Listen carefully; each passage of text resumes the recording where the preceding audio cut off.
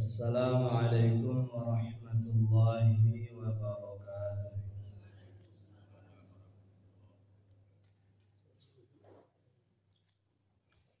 Innal hamdalillah nahmaduhu wa nasta'inuhu wa nastaghfiruh wa na'udzu billahi min shururi anfusina wa min sayyiati a'malina. May yahdihillahu fala mudilla lahu wa may yudlil fala hadiya lahu. Asyhadu an la ilaha illallah wahdahu la syarika lah wa asyhadu anna Muhammadan abduhu wa rasuluhu la nabiyya wa rasula ba'da. Allahumma salli wa sallim wa barik ala asrafil anbiya'i wal mursalin wa ala alihi wa ashabihi ajma'in.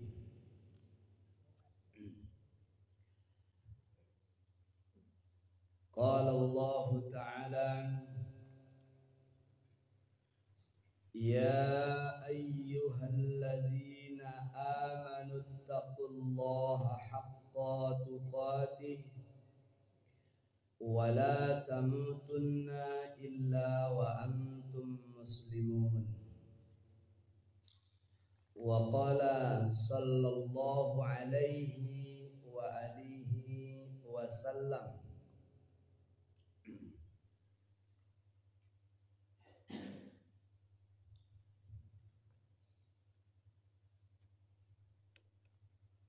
man shalla ba'dal maghribi sitta raka'atin qabla an yatakallama ghufira lahu biha dhunuba khamsina sanah. Wa qala sallallahu alaihi wa alihi wa sallam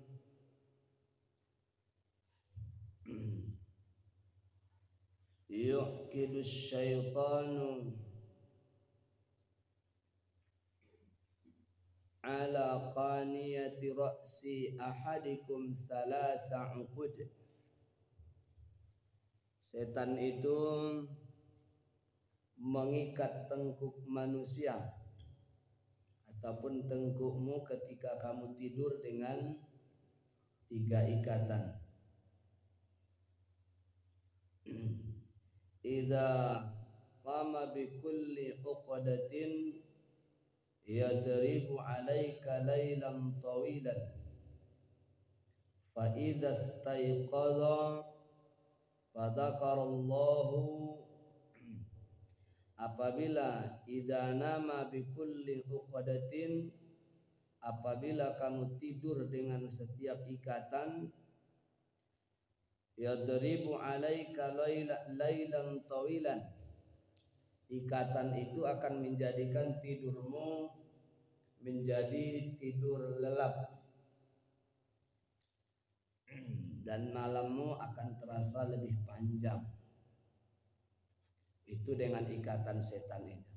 Jadi ketika kita tertidur, dia mengikat di tengkuk kita itu dengan 3 ikatan.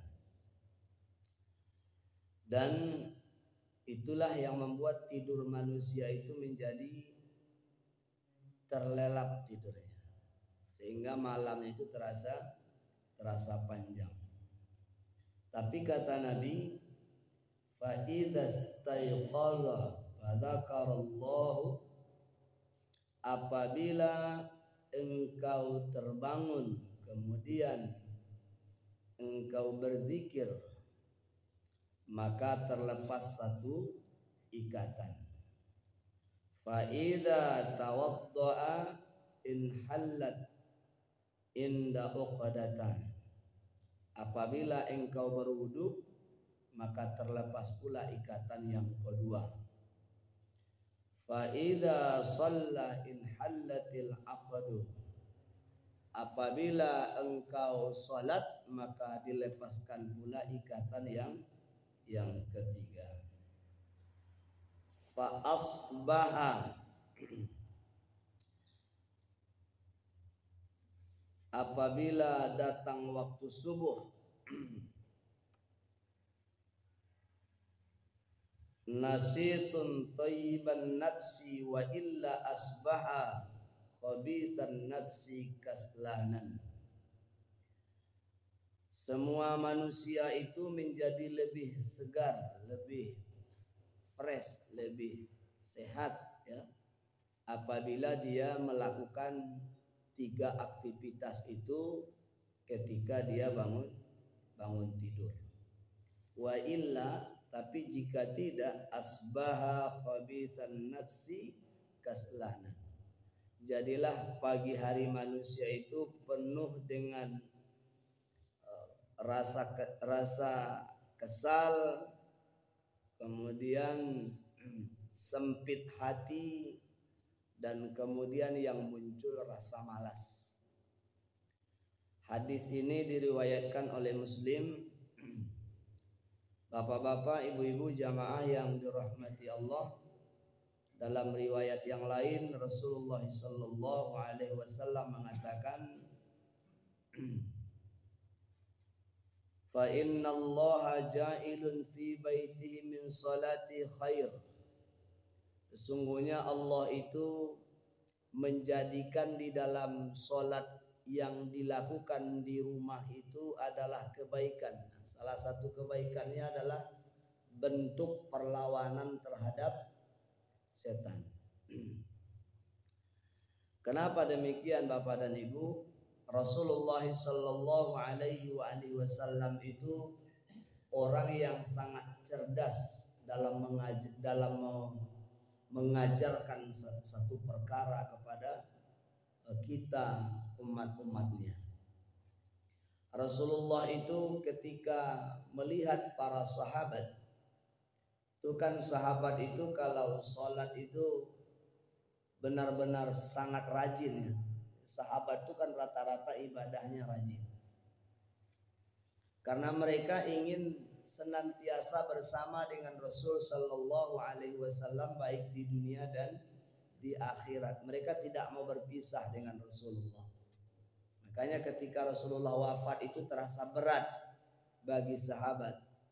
Tidak ada satu sahabat pun yang merasakan bahwa dunia ini sudah hancur ketika Rasulullah wafat itu. Umar ibn Khattab tidak akan membiarkan satu orang pun berkata bahwa Rasulullah telah wafat, kecuali dia akan memotong lidah orang tersebut, saking tidak menerimanya tentang berita wafatnya Rasul sallallahu alaihi wasallam. Jadi satu ketika Rasulullah sallallahu alaihi wasallam meminta kepada salah seorang yang senantiasa mendampingi beliau ketika beliau hendak bepergian, dan orang ini yang selalu menyiapkan sendal Rasulullah. Orang ini juga yang selalu mengawal kamar Rasulullah itu setiap malam sampai datang waktu subuh dengan bersusah payah. Maka Rasulullah itu kan orang yang sangat suka membalas kebaikan orang lain. Maka Rasulullah bertanya kepadanya, mintalah sesuatu kepadaku, niscaya aku akan memberikan apa yang kau minta itu. Orang ini berpikir, apa yang mesti saya minta dari Rasulullah. Awal mulanya dia minta supaya Rasulullah mendoakannya agar jadi orang kaya. Itu awal mulanya. Tapi setelah dia pulang, kemudian dia berpikir, kalaulah hanya harta kekayaan yang saya minta, lantas apa bedanya saya dengan yang lain? Padahal harta kekayaan itu sampai di mana? Kemudian setelah bertemu lagi dengan Rasul sallallahu alaihi wasallam, kata Rasulullah, apa yang ingin kau minta kepadaku? Mintalah. Maka orang ini menjawab, ya Rasulullah, jadikan aku sahabatmu di surga. jadikan aku sahabatmu di surga. Kalau aku minta harta, sampai berapa lama aku bisa bahagia dengan harta itu? Sementara aku bersamamu senantiasa bahagia. Sekalipun engkau tidur di dalam kamarmu, aku berjaga di luar kamarmu, tapi aku merasa bahagia.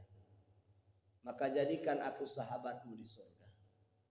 Maka Rasulullah katakan, bantu aku untuk mewujudkan keinginanmu itu bikathratis sujud, dengan banyak melaksanakan sholat sunnah nih maksudnya. Dengan banyak mengerjakan sholat sunnah. Makanya rata-rata para sahabat ini adalah orang yang sangat bersemangat ketika mengerjakan sholat sunnah, karena mereka tahu orang yang rajin sholat sunnah itu merupakan sahabat Rasul di surga nanti, merupakan tetangga Rasulullah di surga nanti. Makanya mereka semuanya tidak ada yang mau ketinggalan. Ketika berkumandang adzan maghrib, itu seluruh tiang masjid itu sesak dan penuh, seolah-olah masjid tak dapat diisi lagi, karena banyaknya mereka yang berlomba-lomba mendekati tiang itu untuk menjadikannya sebagai sutrah pembatas, karena ingin mengerjakan sholat sunnah sebelum maghrib. Jadi sholat sunnah sebelum maghrib itu kan memang tidak masuk ke dalam kategori sholat rawatib. Sholat sunnah sebelum maghrib itu tidak termasuk kategori sholat sunnah rawatib. Tapi para sahabat tidak pernah meninggalkan sholat tersebut. Jadi selesai azan maghrib mereka berlomba-lomba mengejar tiang itu, seolah-olah kalau dilihat dari luar masjid itu sudah penuh, tak dapat diisi lagi. Saking bersemangatnya mereka untuk mengerjakan sholat sunnah sebelum maghrib. Kalau kita kan kebanyakan sholat sunnah sebelum maghrib ini dianggap sholat sunnah yang sepele, sholat sunnah yang ringan, sholat sunnah yang kalau dikerjakan tak apa-apa, kalau dikerjakan baik, kalau tak dikerjakan tak apa-apa. Ini rugi ini. Jadi orang yang membiasakan sholat sunnah sebelum maghrib itu, ataupun orang yang senantiasa kalau masih ada waktu untuk sholat maka dia kerjakan sholat sunnah, sebab tidak ada waktu sholat kecuali sebelumnya akan ada sholat sunnah 2 rakaat setiap waktu. Yang jadi masalah itu kan setelahnya. Nah, kalau setelah sholat wajib itu iya, setelah asar tidak lagi ada sholat sunnah. Sholat sunnah yang tidak ada itu maksudnya mutlak. Kalau sholat sunnah yang ada sebabnya masih boleh. Contoh, orang yang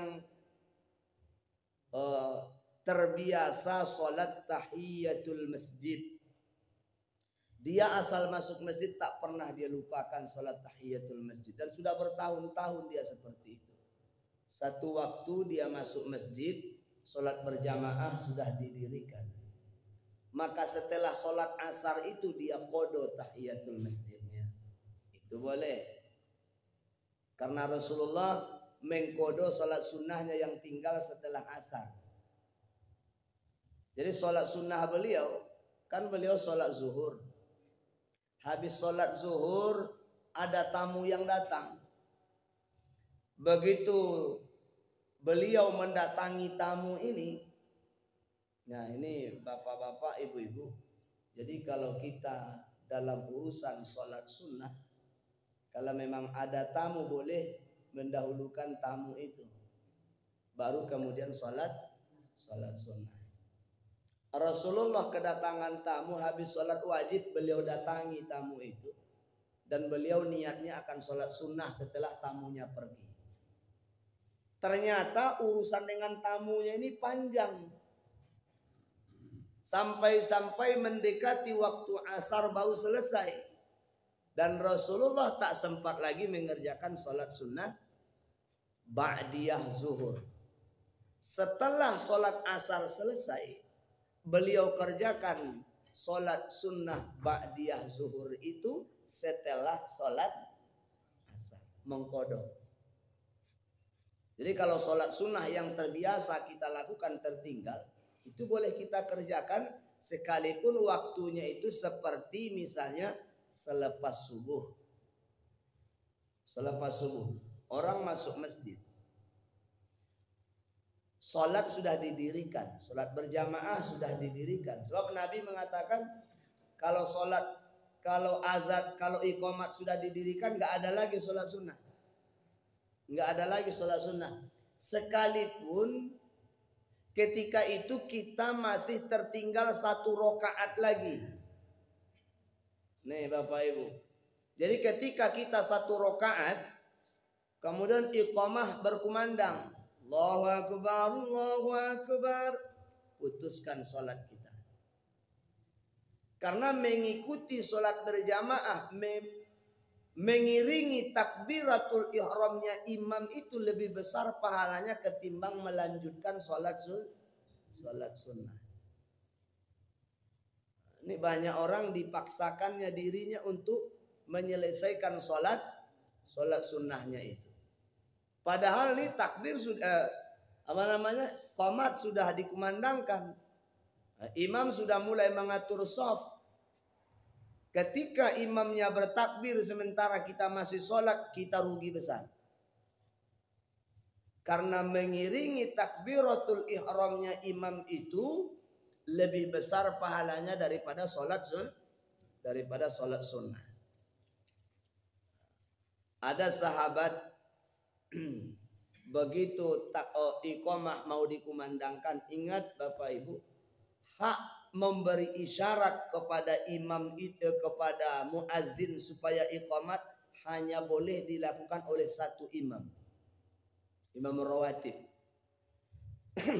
Jadi kadang-kala kan kita jamaah hobi sekali menyuruh-nyuruh untuk segera mengumandangkan iqamah. Kemana capek? Tidak boleh. Yang berhak menyuruh muazzin untuk iqamah itu hanya imam. Imam rawatib, imam yang sudah ditetapkan di tempat itu. Hanya dia yang berhak menyuruh muazzin untuk iqamah.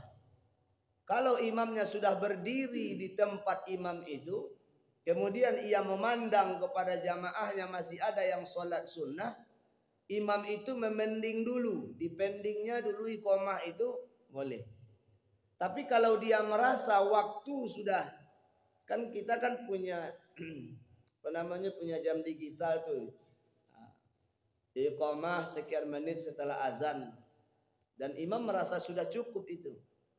Imam merasa sudah cukup, namun ada orang yang datangnya terlambat tetap melanjutkan sholat sunnah misalnya. Maka ketika imam mengatakan iqamah, maka muazzin qamat. Orang yang sholat sunnah mesti berhenti.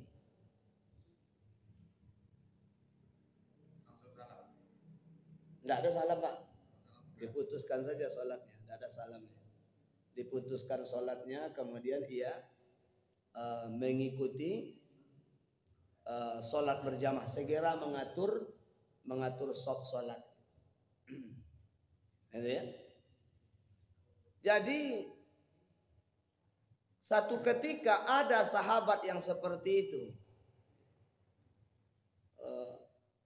Rasulullah sudah berdiri memerintahkan Bilal untuk mengumandangkan iqamah. Orang ini tetap saja ngotot mau sholat sunnah.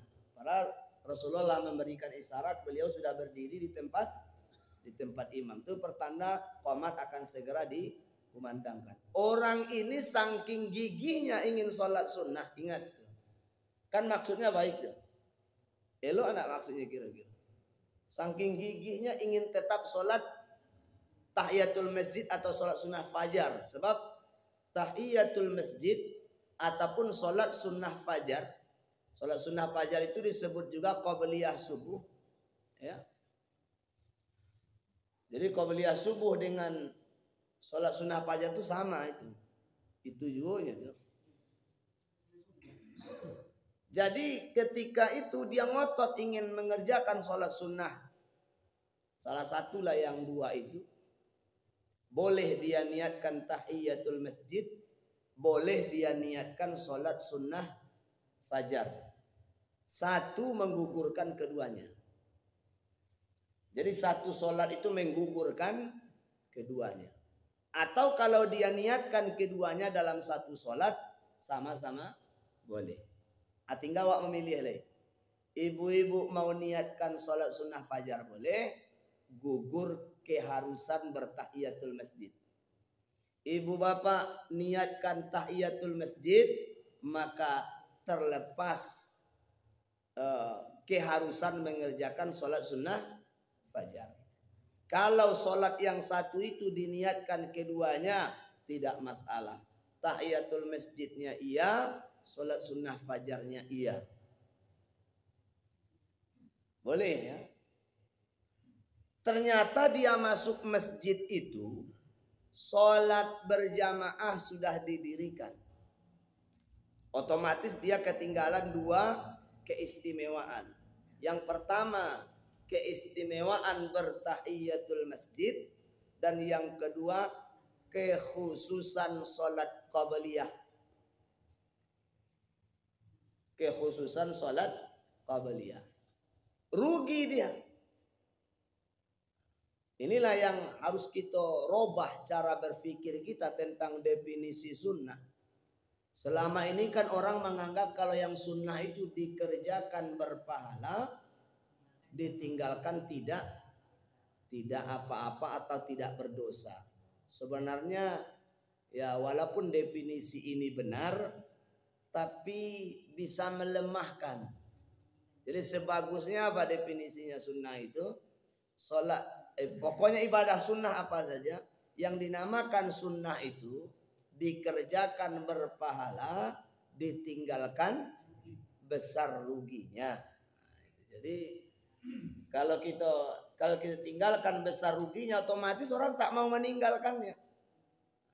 Cuman selama berpuluh tahun kita terjebak dalam konsep dikerjakan berpahala, ditinggalkan tidak berdosa, santai saja. Nak sholat sunnah pak, kan tak berdosa pak, kayak tak dikerjakan. Nak puasa sunnah pak, awak kan tak berdosa kalau nak puasa. Nak zikir pak, kan tak berdosa kalau nak berzikir. Ini anggapan orang selama ini tentang perkara sunnah. Maka kita harus robah cara berpikir kita tentang sunnah itu. Sunnah itu dikerjakan berpahala, kalau ditinggalkan besar ruginya. Apa rugi yang paling besar itu? Jauh dari Rasulullah di sorga nanti. Sementara para sahabat bersemangat mengerjakan sunnah-sunnah itu karena ingin apa? Karena ingin dekat dengan Rasulullah sallallahu alaihi wasallam. Apalagi kita tidak pernah bersobok aja. Tak kalah ada bapak ibu nak bersobok aja.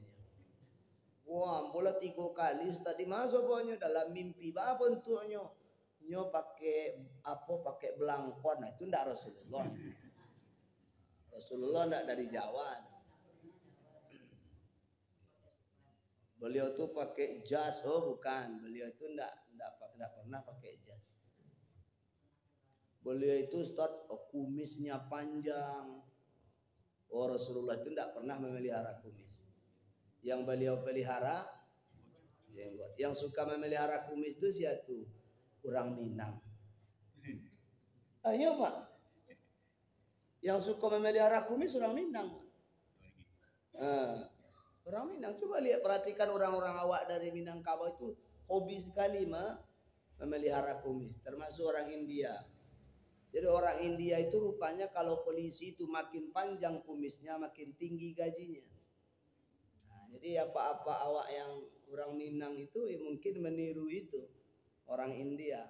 Semakin tinggi wibawanya, itu makin ditakuti. Awak dulu kan memang kalau sobo orang kalau la toba kumisnya kan agak takut hari ini. Baga orangnya kan gitu.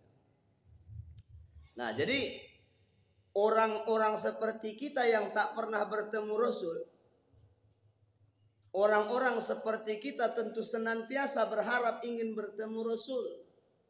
Ketika kita berziarah ke Raudhah, perasaan itu yang ada di dalam hati ini bahwa Rasulullah menunggu kedatangan kita, dan kita rasanya seperti bertemu dengan beliau. Cuman sayangkan kita tak tahu rupa beliau.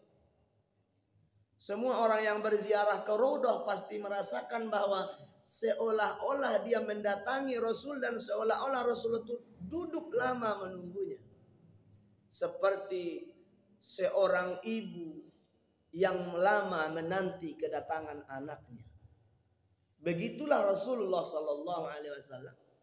Dan begitulah perasaan setiap orang yang berziarah ke Raudhah itu. Beliau seolah-olah menunggu kita seperti seorang ibu yang lama menunggu kepulangan anak-anaknya. Kata Rasulullah, setiap kalian mengucapkan salawat kepadaku, Allah kembalikan ruh ke dalam jasadku dan aku akan menyahuti ataupun menjawab salam kalian itu. Raudhah itu 24 jam tidak pernah sepi dari kunjungan umatnya. Sementara setiap kita mengucapkan salawat kepada beliau, mengucapkan salam kepada beliau, Allah kembalikan ruh ke jasadnya dan beliau langsung menjawabnya. Kalau 24 jam orang tak pernah berhenti mengucapkan salam kepadanya, apa itu maksudnya? Seolah-olah Rasulullah itu memang duduk di situ menunggu kita hidup terus. Itu makanya orang yang ziarah ke Raudhah itu merasa bahwa Rasulullah itu ada di situ. Merasa. Hati kita merasakan bahwa beliau memang ada. Cuman kadang-kadang ada orang yang berlebihan khurafatnya dalam memahami perasaan tadi. Sehingga dia mengatakan bahwa Rasulullah mencium lututnya, Rasulullah mencium tangannya, siapa kita? Ini khurafat orang-orang tasawuf kan seperti itu. Itu tidak benar. Itu merendahkan Rasul Sallallahu Alaihi Wasallam. Bapak Ibu hamba Allah yang berbahagia. Jadi semangatnya seseorang mengerjakan sholat sunnah tadi sehingga Rasulullah berdiri di tempat imam pun dia masih ngotot mengerjakan sholat sunnah. Habis sholat Rasulullah bergurau kepadanya. Kata Rasulullah, sebenarnya gurauan itu menyindir. Memangnya sholat subuh 4 rakaat ya, kata Rasulullah. Memangnya sholat subuh itu 4 rakaat. Iya, apanya sholat subuh itu 4 rakaat. Sampai 3 kali Rasulullah menyebut seperti itu. Semua orang memandang kepada orang yang sholat sunnah terlambat tadi. Artinya apa? Rasulullah tidak membolehkan seperti itu. Kalau iqamah sudah akan dikumandangkan, jangan sholat sunnah lagi, jangan paksakan diri sholat sunnah. Hendaklah dilakukan kalau tetap ingin sholat sunnah, lakukanlah setelah sholat wajib dengan niat qada. Jadi selepas asar Rasulullah sholat. Ditanya sahabat, ya Rasulullah, bukankah setelah asar ini nggak ada lagi sholat? Kan engkau yang sebutkan. Kan 3 waktu kita dilarang sholat ya. Subuh sampai terbit matahari. Kemudian ketika matahari sedang tegak-tegaknya, sampai dia gelincir, ini jam 12 sampai masuk waktu zuhur. Kemudian asar sampai terbenam matahari. Terkecuali sholat yang memang ada sebabnya.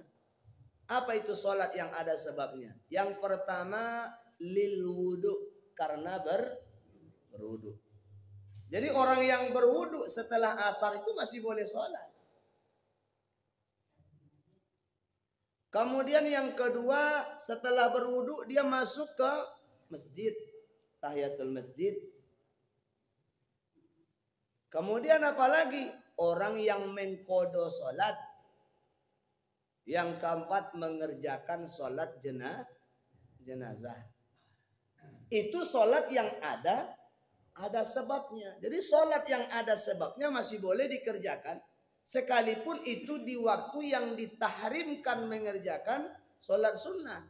Cuman kan yang diharamkan dikerjakan itu adalah sholat sunnah mutlak. Sholat sunnah mutlak yang tidak ada sebab, karena ingin dekat dengan Allah saja sholat sunnah. Karena ingin bersyukur saja sholat sunnah. Itu namanya mutlak. Dan sholat sunnah mutlak itu boleh dikerjakan kecuali di 3 waktu itu.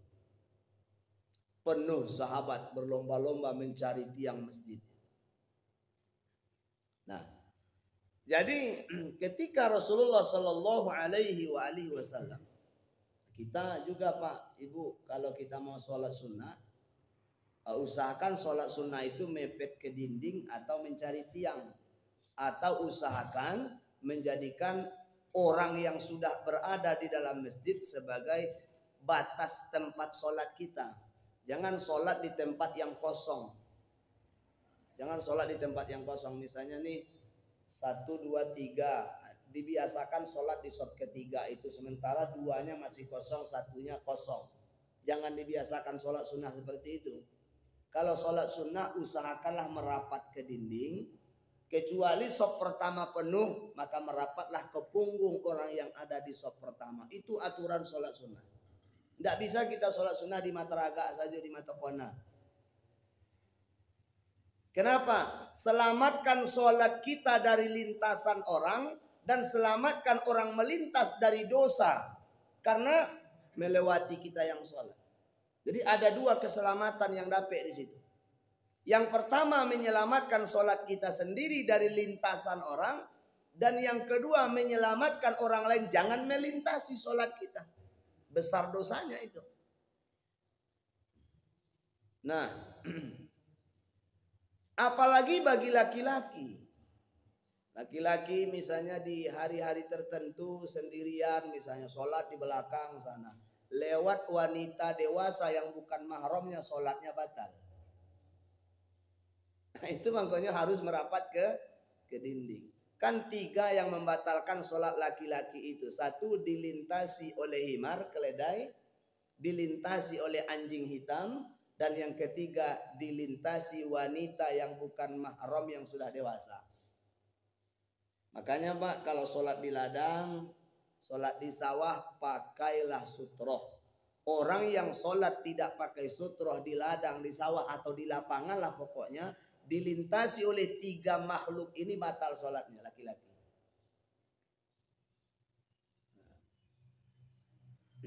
Contoh nih, kita kan sholat id itu kan di lapangan. Sholat id di lapangan kan. Ketika kita sholat id tapi tidak memiliki sutroh. Sutroh jamaah itu imam.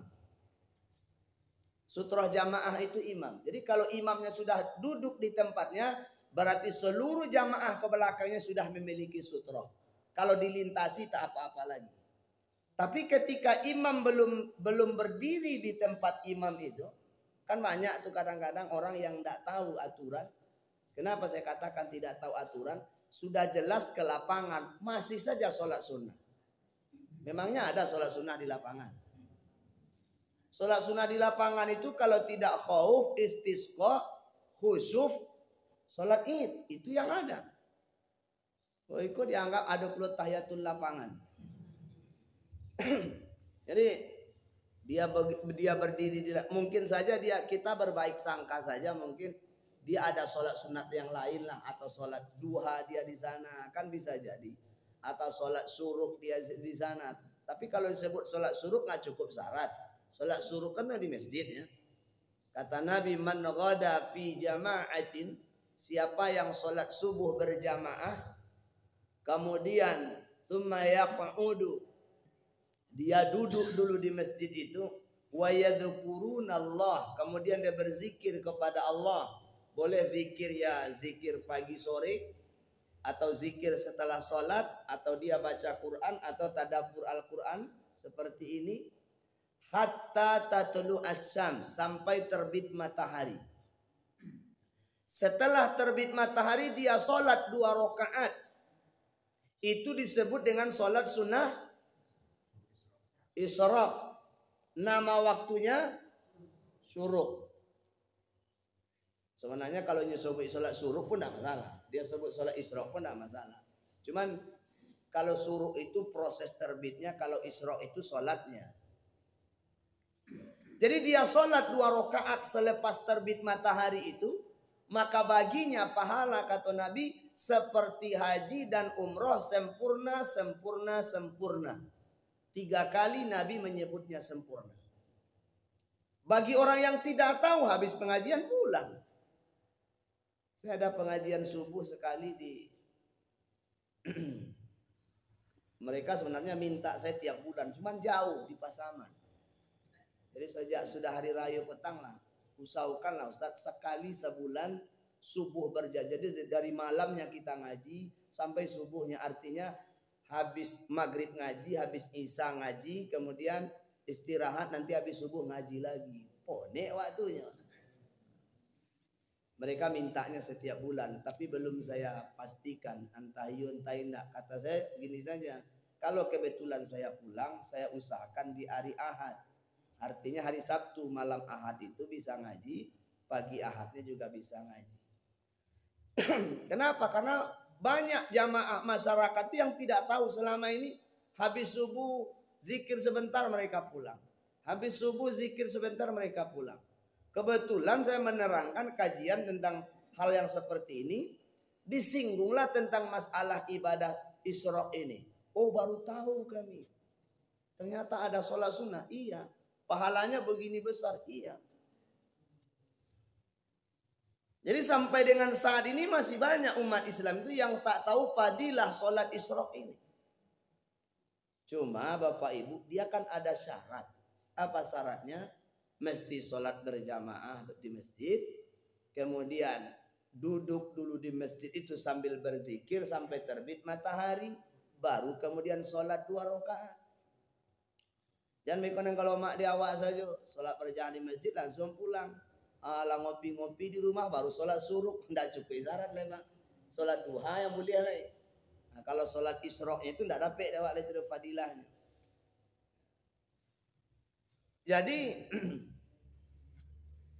ketika para sahabat, ketika kita misalnya melaksanakan sholat di tempat yang terbuka, seperti misalnya tadi di lapangan ada orang yang terlalu semangat sholat duhanya dibawa ke lapangan. Ini karena ingin sholat id, sambilanlah sholat duha. Itu kira-kira mungkin maksudnya, padahal tidak ada sholat sunnah yang dianjurkan oleh Nabi sampai selesai sholat id, bahkan duha pun di hari itu. Tidak ada. Ya. So, sholat sunnah di hari itu cukup idul adha saja atau idul fitri saja. Nggak ada sholat sunnah yang lain. Jadi ada orang yang mungkin entah dia tahu atau tidak, atau sengaja atau tidak, mengerti atau tidak, wallahu alam. Sholat dia di lapangan itu. Kebetulan imamnya belum menempati tempatnya, berarti sutroh belum ada. Kalau imam belum menempati tempatnya berarti sutroh jamaah belum ada, harus punya sutroh masing-masing. Si bapak sholat melintas ibu-ibu 3 orang. Dia tidak punya sutroh, sholat si bapak tadi menjadi batal dengan sendirinya karena dilintasi wanita dewasa. Jadi seorang laki-laki menjadi batal sholatnya karena dilintasi 3 perkara. Yang pertama keledai, yang kedua anjing hitam, dan yang ketiga wanita dewasa. Awak sholat di sawah bapak-bapak, kalau ibu-ibu lagi sama. Kalau ibu-ibu 2 yang membatalkannya, himar dan anjing hitam. Kalau laki-laki 3, wanita dewasa tambahnya. Jadi kalau kita sholat di tempat terbuka mesti ada sutroh. Nah, caranya mudah ibu-ibu, potong kayu sepanjang 30 cm, pajang di depan tempat sujud. Jaraknya dari tempat sujud itu sekitar 3 cm, bukan 3 jengkal. Nah, itu jaraknya dari tempat sujud kita itu. Dari tempat sujud ambil jaraknya. Tidak bisa, Pak. Tidak bisa. Jadi yang dinamakan sutroh itu, pembatas itu adalah benda yang dapat diberdirikan, Pak. Semacam tongkat, meja, tiang atau dinding. Jadi tidak cukup sajadah. Ini sajadah kok kan ada bateh-batehnya kok. Tidak cukup ikut saja sutroh kok. Itu bukan sutroh namanya. Ya, jadi yang disebut sutroh itu memang sutroh, apa arti sutroh, Pak? Pendinding, pembatas. Jadi semacam tirai. Jadi makanya tidak bisa sejadah saja. Sejadah berarti tidak mendinding kawan. Tapi kalau sutroh itu memang terdinding, seperti misalnya kayu dipancang, atau tas kita diberdirikan. Rasulullah saja, bayangkan Rasulullah membuka pelana kudanya, saking tidak adanya sutroh, beliau letakkan pelana kuda di depannya. Supaya apa? Supaya tetap tinggi. Itu sutroh. Kalau kita enggan pakai sutroh, merapatlah ke dinding atau ke tiang masjid. Atau ke orang yang lebih dulu datang daripada kita. Jadikanlah itu sebagai sutroh kita. Jangan mengkau wala lotia-lotia la rakaat keempat pak malinteh wawau hitam. Awak diporak batal solat kita. Jadi orang yang sedang solat dilintasi oleh anjing hitam yang tidak memiliki sutroh, batal solat. Bagaimana kalau di masjid kita sholat tidak pakai sutroh, misalnya di shop ketiga atau shop keempat, melintas orang hitam, batal tidak? Sholatnya tidak batal, cuman orang yang melintas berdosa, itu saja, itu bedanya. Jadi berarti kalau demikian penting menjadikan sutroh di dalam sholat. Kata Nabi Sallallahu Alaihi Wasallam, la tusalli illa ila sutratin. Itu bukan tidak sah. Jangan. La di situ artinya jangan. Jangan kalian sholat kecuali kalian memiliki sutroh. Itu.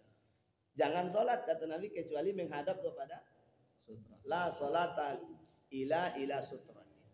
Jangan kalian sholat kecuali menghadap kepada sutroh. Nah, Bapak Ibu. Jadi tadi yang jadi masalah tadi orang saking semangatnya ingin bersama Rasul. Sampai-sampai mengerjakan sholat sunnah di saat yang tidak lagi boleh dikerjakan. Cuman oleh Rasulullah tidak bohongi. Cuman disindir dari Rasulullah. Memangnya sholat subuh itu 4 rakaat. Orang ini merasa sendiri, oh berarti tidak boleh.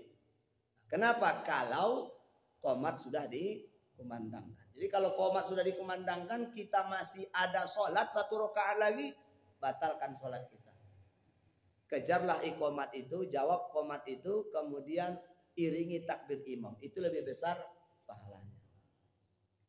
Jadi satu ketika Nabi itu Bapak Ibu saking cerdasnya beliau mengajarkan satu amalan. Kan tadi Rasulullah itu di awal kita sebut orang yang sangat cerdas mengajarkan kita dalam beramal. Kan sahabat itu kalau sholat sunnah tadi karena ingin bertemu dengan Rasulullah, bersama dengan Rasul, kan semangat sekali.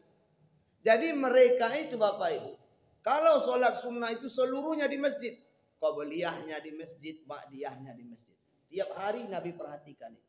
Satu ketika kata Nabi, afdhalus sholah fi buyutikum illal maktubah. Apa kata Rasulullah? Sebagus-bagusnya sholat sunnah itu di rumah. Kecuali sholat wajib. Kenapa? La taja'alu buyutakum kuburo. Jangan kalian jadikan rumah kalian itu seperti kubur kata Nabi. Dirikan di sana sholat sunnah. Jangan di masjid seluruhnya. Makanya Bapak Ibu, seafdal sholat sunnah itu adalah di rumah. Sholat wajib di masjid. Ini mesti dibedakan. Jangan dek lantaran semangat deh sholat awak tu di masoji sadonya. Sholat qabliyah di masjid, sholat ba'diyah di masjid. Rugi kita. Di mana letak ruginya? Rumah kita jadi kuburan. Ya.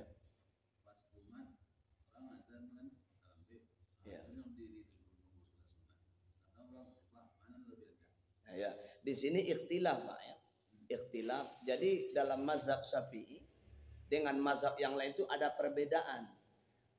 Kan Rasulullah itu ketika beliau sedang berkhutbah, masuk seorang sahabat langsung duduk. Maka Rasulullah mengatakan, hal sholait, kamu sudah sholat kata Nabi. Belum ya Rasulullah, sholat tapi segerakan. Itu hadis sahih. Inilah yang menjadi dalil.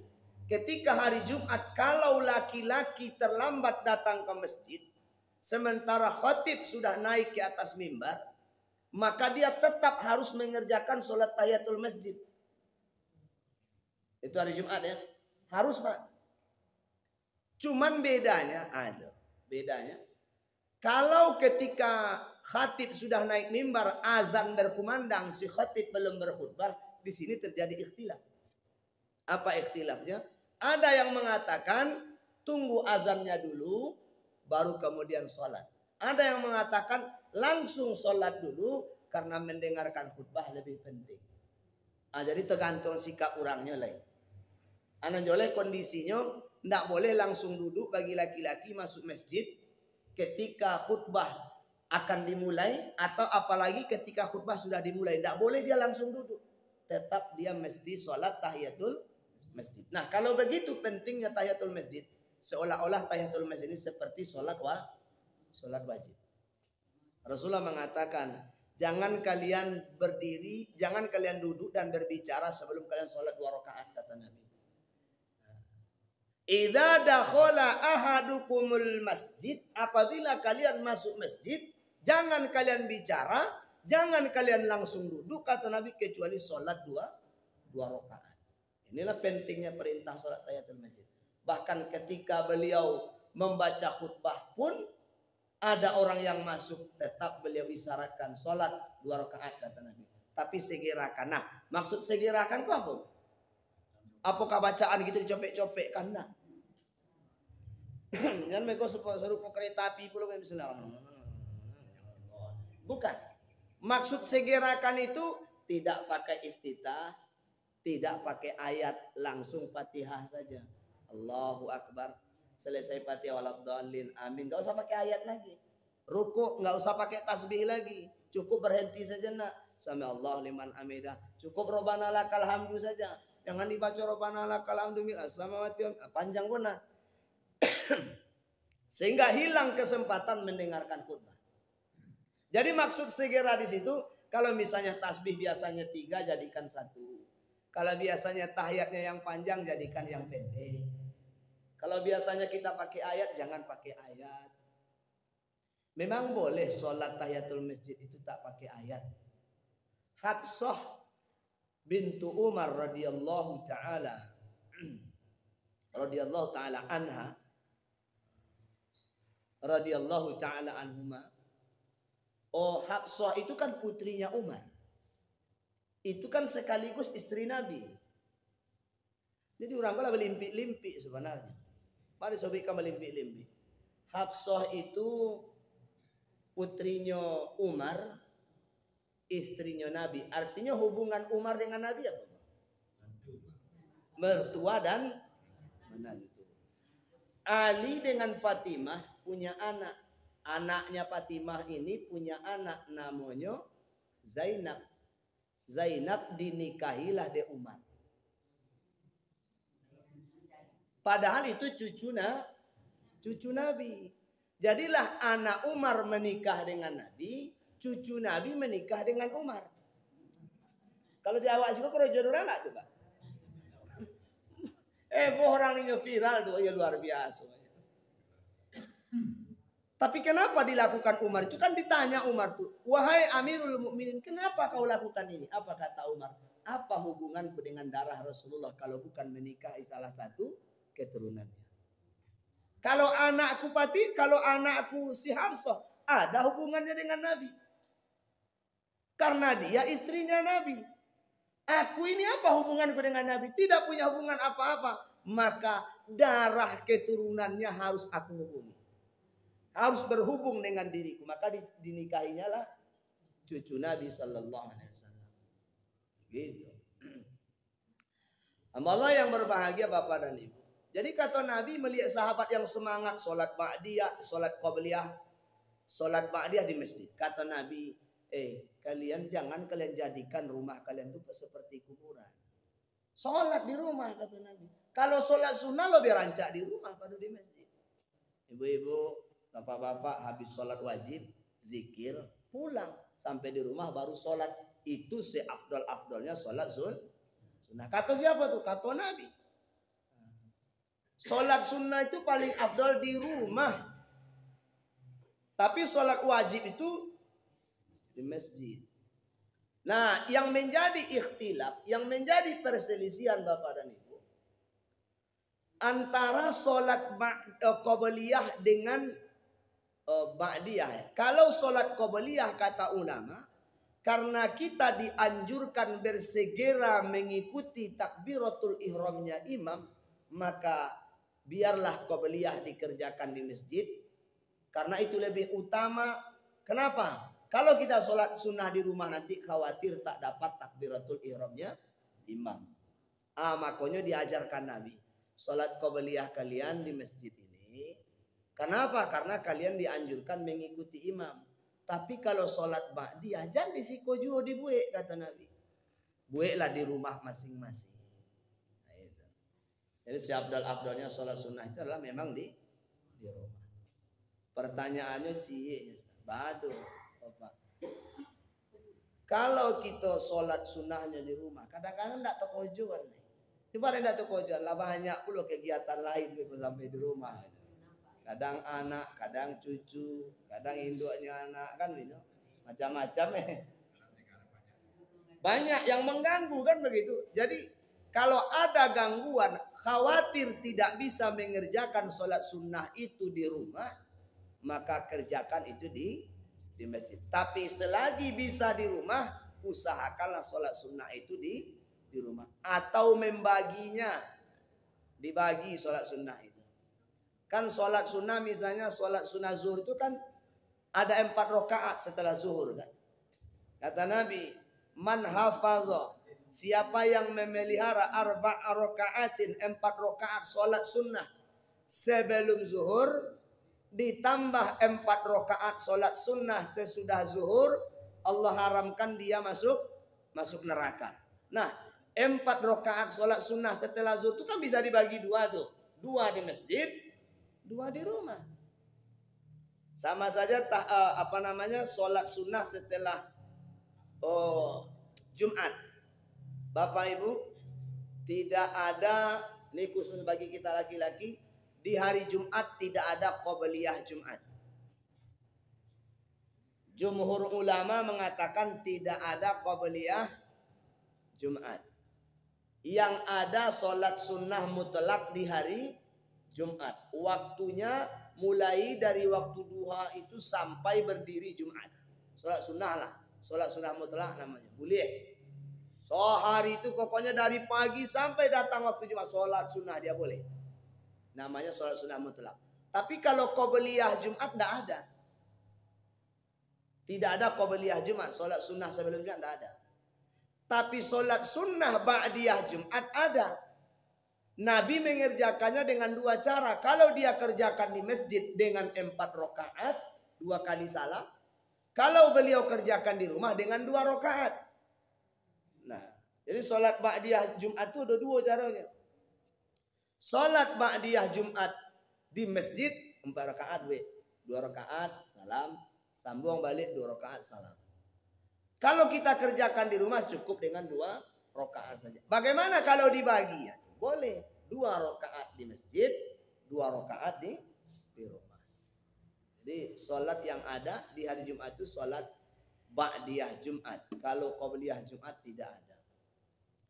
Banyak orang yang gigih tetap saja mau melaksanakan qobliyah Jumat. Kenapa? Ini kan terkait azan 2 kali ini. Di beberapa tempat kan ada azan 2 kali. Jadi mereka itu menganggap bahwa setelah azan pertama itu ada qobliyah Jumat namanya. Ini bukan qobliyah Jumat. Sholat antara azan dan iqamah itu yang boleh. Lagi-lagi niatnya pula harus diperbaiki. Sholat antara azan dan iqamah. Iya. Jadi saya sholat sunnah setelah azan. Sholat sunnah setelah azan. Kata Nabi, di antara azan dan iqamah ada 2 rakaat sholat sunnah. Itu dalilnya. Makanya setiap selesai azan itu mesti ada sholat sunnah bagi yang mau. Makanya di kubur nggak boleh azan. Kok ngubuat orang azan juga sebab setelah azan harus ada sholat sunnah. Boleh nggak sholat sunnah di kubur? Atau makanya membuat amalan surang-surang.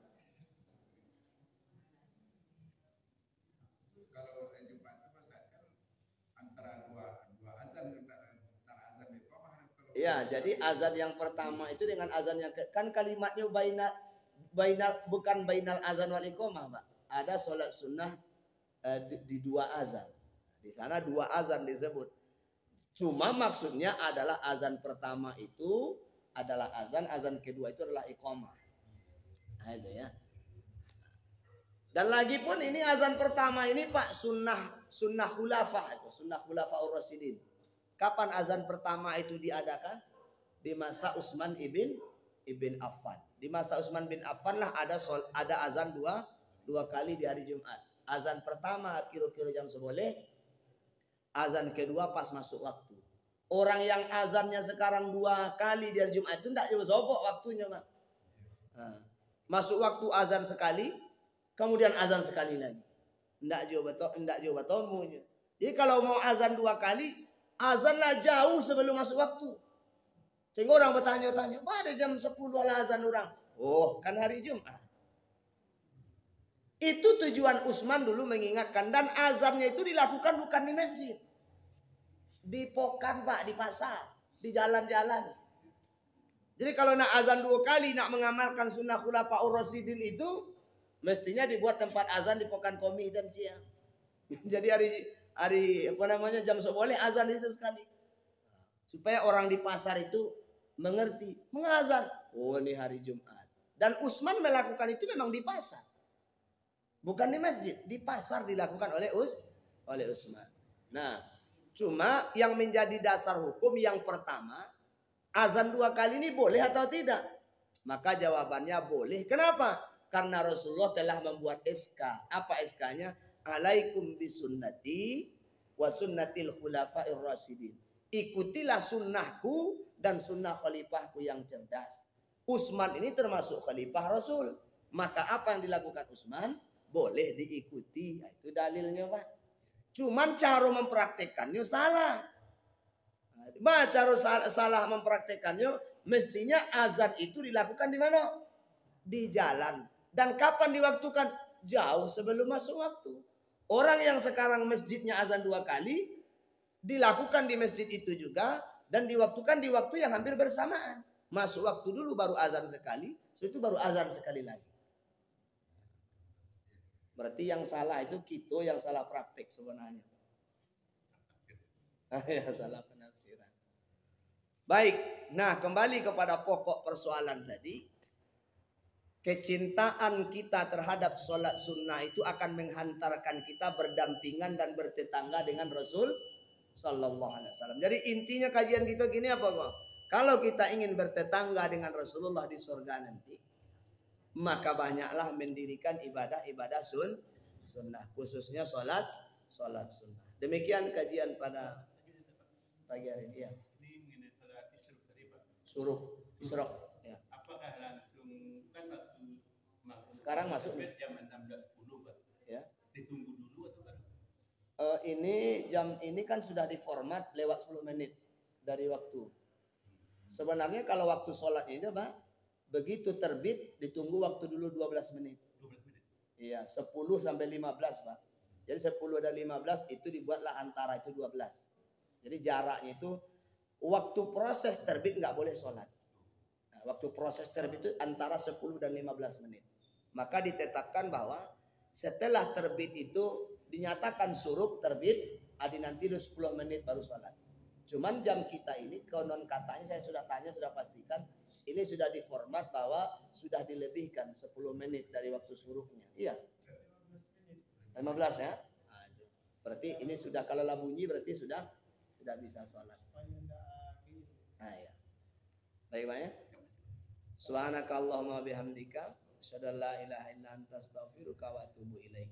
Billahi taufiq wal hidayah. Assalamualaikum warahmatullahi wabarakatuh.